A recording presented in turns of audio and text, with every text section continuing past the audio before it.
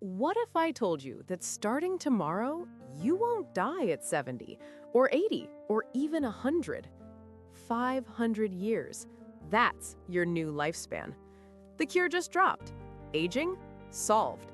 Every lab, every hospital, every pharmacy on Earth gets it. At sunrise. You're going to live like a sea turtle, like a bowhead whale. 5 centuries of conscious existence. Imagine having time to master every skill you ever dreamed of. But also imagine 8 billion people fighting for space on a dying planet. This isn't just a gift, it's a test. Day 1, the world wakes up to something incredible. A 25-year-old realizes she has time to become a doctor, then a lawyer, then an astronaut, then a composer. A grandfather gets to meet his great-great-great-great-grandchildren. 10 generations under one roof. Artists who never had time, they start painting, writing, creating, because the excuse of too late just vanished. But then someone does the math. 8 billion people living for 500 years on a planet already running out of water. The water wars start in 72 hours. India and Pakistan, Israel and Jordan, California and Nevada. Not over borders, over rivers. Month 2, the global Reproduction Lottery goes live. You want a child? You enter. 1 billion applicants, 10,000 winners worldwide. Your chances? Almost zero. Families shatter, marriages collapse. The dream of parenthood becomes a gamble most will lose. But here's what nobody expected. The ones who don't have kids, they become the greatest mentors in human history. Because when you have 500 years, you can guide thousands of young minds, teach generations, build legacies that don't require your DNA. Schools transform. One teacher works with students for 100 years. The depth of that bond? Unimaginable. Wisdom doesn't die anymore. It compounds.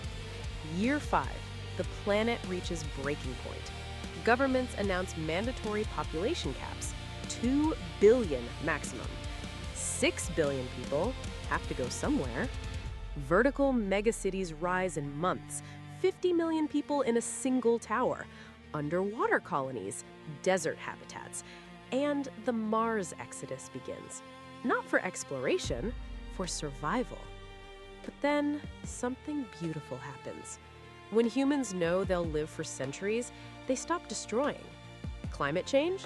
Reversed in 30 years, because the CEOs who made the pollution will still be alive to breathe the toxic air in 200 years. Forests regrow, oceans heal, species return from the brink. Because finally, we're thinking long-term. Year 50, the mental health crisis hits. Turns out, not everyone can handle 500 years. Century fatigue becomes the leading cause of death.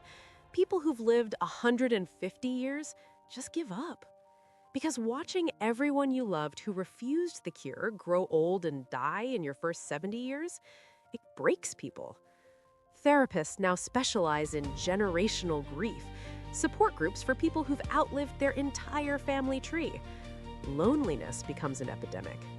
But then, year 75, something shifts. The century children are born. The first generation that grows up knowing they have 500 years. And they're different. These kids don't rush. They learn 7 languages by age 20, master 3 instruments, study physics, then poetry, then philosophy, because they know there's time. And then, year 80, biology kicks in. Human DNA starts adapting. Evolution on fast forward.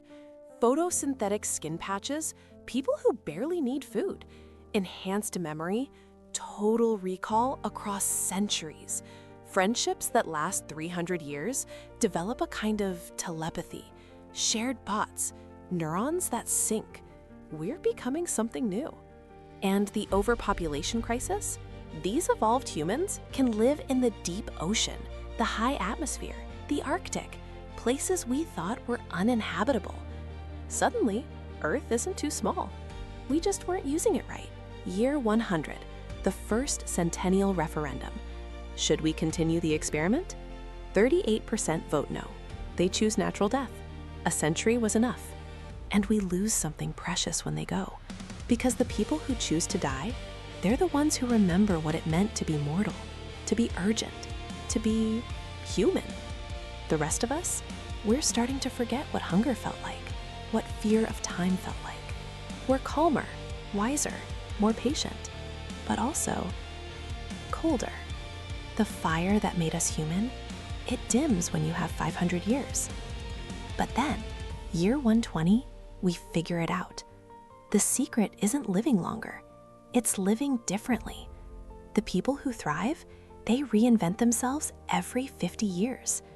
50 years as a scientist, 50 as a farmer, 50 as a teacher, 50 traveling, 50 in silence. They treat life like chapters, not one long, endless book. And relationships, they deepen in ways we never imagined.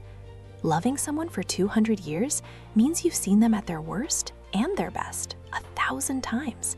You've fought, made up, grown, changed, died, and been reborn together. That kind of love, it transcends anything we knew before. And yes, we lost things: urgency, spontaneity, the beauty of mortality. But we gained something else. We became gardeners of civilizations, planting seeds we'll see bloom in 3 centuries. We became storytellers who remember history because we lived it. We became the species that finally thinks beyond ourselves. Tomorrow morning, the cure arrives. The chaos, the beauty, the loneliness, the connection, the wars, the peace, it all starts with one choice: 500 years. Like the turtles, like the whales. Are you ready?